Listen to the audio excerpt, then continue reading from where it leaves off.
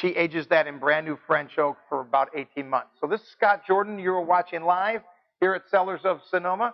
We're tasting the Barrett Vineyard. This is the Barrett Vineyard Syrah from La Serena. Winemaker here is Heidi Barrett, probably one of the most famous winemakers in the world. If you don't know the name Heidi Barrett, you might know the name Screaming Eagle.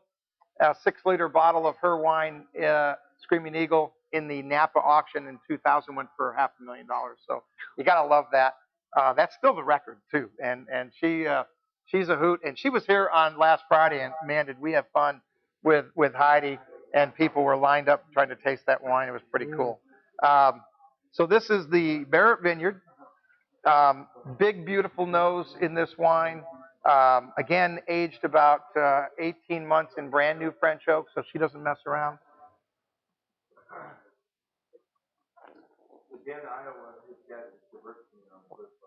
All right, so we've got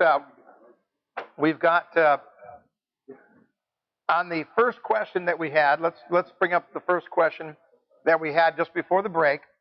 Many wine experts suggest pairing which of these wines with a spicy Chinese or Thai dinner. The answers are Chardonnay, Pinot Noir, Gewürztraminer, or Gamay. I have not a clue. Well, Dan from Iowa, one of our favorite friends that tune in all the time, Dan guessed Gewürztraminer, Kevin? And he's right. Gewürztraminer, being a sweeter wine, works very, very well with any spicy food. So when you go to a restaurant, and even if you're thinking sushi that might be spicy, Chinese, Thai restaurant, think of a white wine right away, but think of a sweeter white wine. Also, you might look at Rieslings and Pinot Gris. Just a little shout out to Amorosa Bella, one of our newest vintners. We tasted a Pinot Gris that she's going to be producing and delivering here in May. It was outrageous. The wine was fantastic. 25% of it aged in brand new French oak, which you don't normally do with that grape. Usually it's all done in stainless steel. So you got to love that, and a big shout out to Charlene and her team for making a great wine. The second question that we had was, which champagne is most likely the driest? So anybody have a guess out there?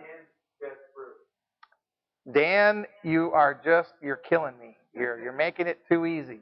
The choices are Brut, Cuvée, Extra Dry, Demi-Sec. And this is one where a lot of people get this wrong, but it's actually Brut. I knew that one. You knew that one? You did good. One. Okay. Yeah. And so it goes Brut, Extra Dry, Demi-Sec.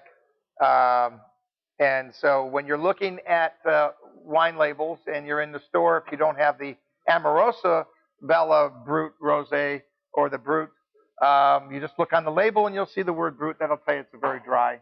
And that I lean in that direction as well. So I like the drier wine. So wine we're tasting here, Barrett Vineyard, Syrah from La Serena. Oh my gosh, I'm telling you, it's part of the new reserve tasting here in the tasting room. 4 wines. We're going to do the Barrett Syrah. We're going to do the Epos, which is a Bordeaux blend. We're going to do the Pirate wine, which we never pour in here. And then Krutz's new 07 cab that got 95 points from Wine Enthusiast. You got to love that.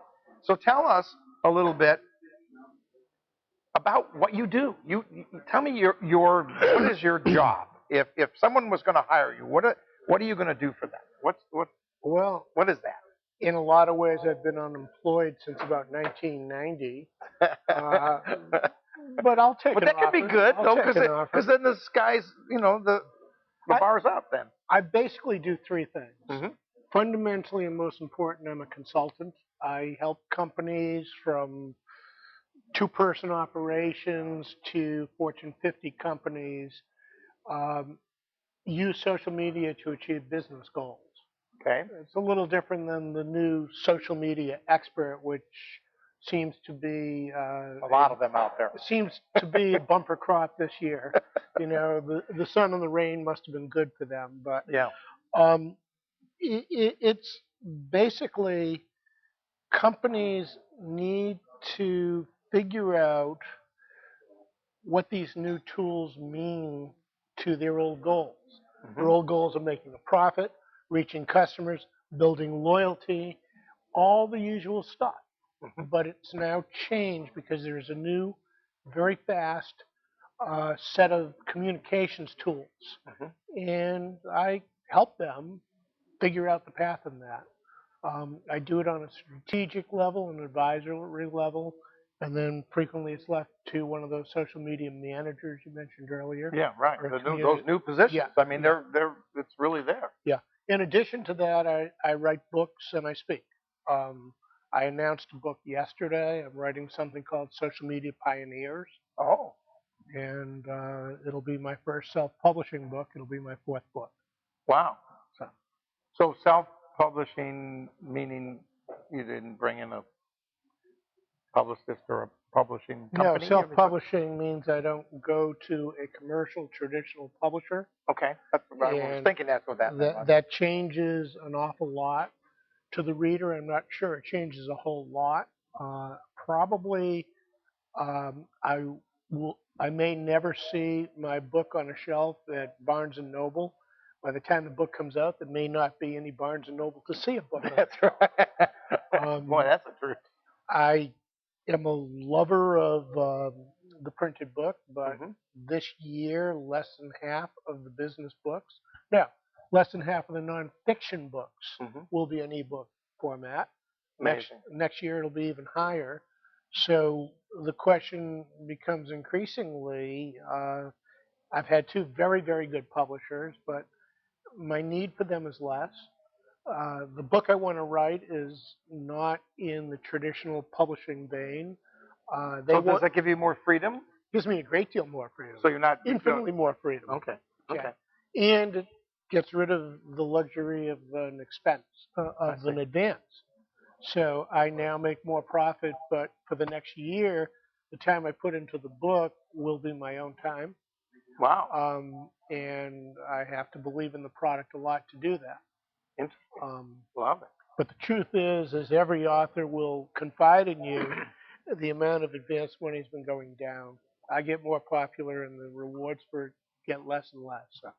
Wow. Well, I actually showcased the very first electronic video books, and back in the early '60s, I did as a young child, I actually was brought in as an actor to the film strip that Kodak created called the film strip, and it had so it's they actually combined it. Yeah, well, they had the film strip, but then they had a little cassette, and the cassette had the words to the story, and it would go beep, and they turn the dial, and that was the whole process.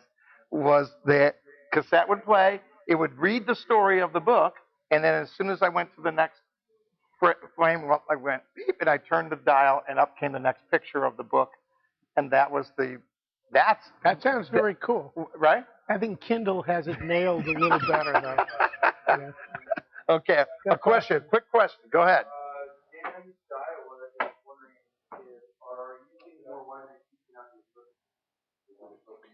All right, so the question is, and a question comes from Dan in Iowa. God, I hope it's nice there. You've been getting creamed, man. So are more and more wineries seeking out the social media help? I mean, are they reaching out for it, or are they just... In fact, I came up here expecting to do a lot of work in the wine business. And unless Dan in Iowa or somebody out there gives me a call or an email soon, I'm currently not doing anything with any of the wineries. I think that social media is about sharing, and I think that the wineries are still trying to understand just how they're using it.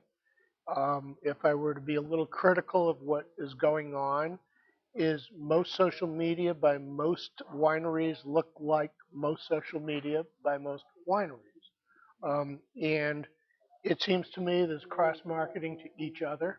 There's a sameness to what's going on, and that social media is this huge enabler for the wine industry. we're going into an area where there may be overproduction for the demand. Yeah. And yet there are all these people Right. who like wine, they use it for special occasions, but they don't really understand it. They don't have the passion for it that you do, or the passion I have for social media that I do. Right. And they need younger consumers to replace older, and they haven't thought of how to use programs that will reach younger people.